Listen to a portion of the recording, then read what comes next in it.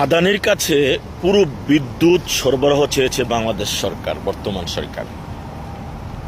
যে আদানির বিদ্যুৎ নিয়ে এত আলোচনা সমালোচনা, সাবেক প্রধানমন্ত্রীকে গালাগালি, তুচ্ছ বলে অপমান করা, ভারতের দালাল বলে চিহ্নিত করা, সেই আদানির কাছ থেকেই আবারও সেই পুরনো চুক্তিতে বিদ্যুৎ দেওয়ার জন্য সরকার অনুরোধ করছে।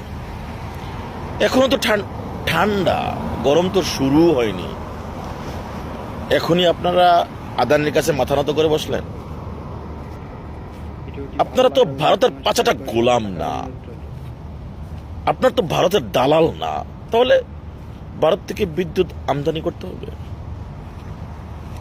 চুক্তির বাইরে গিয়েও কেন ভাই?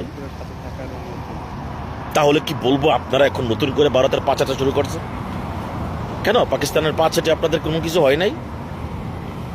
পাকিস্তান থেকে জাহাজ দিয়ে বিদ্যুৎ আনা যায়নি? পুড়িয়ে গেল 6 মাসেই।